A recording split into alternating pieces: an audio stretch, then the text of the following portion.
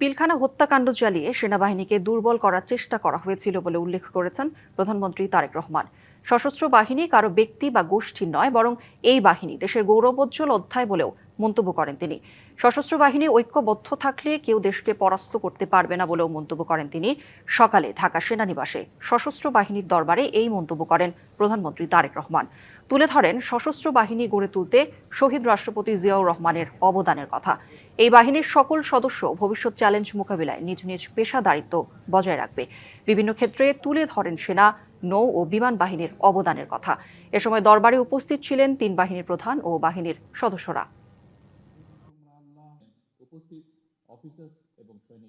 প্রতিরক্ষা এবং প্রধানমন্ত্রী হিসাবে শুধুমাত্র দায়িত্ব পালনের অংশ হিসেবেই নয়, বরং একজন গর্বিত শহীদ সেনা এবং মুক্তিযোদ্ধা পরিবারের সদস্য হিসাবে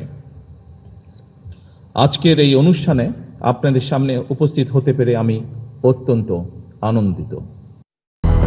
200-র বেশি সার্ভিস ও ফিচারে লেনদেনের সব বিকাশ অ্যাপে সম্ভব।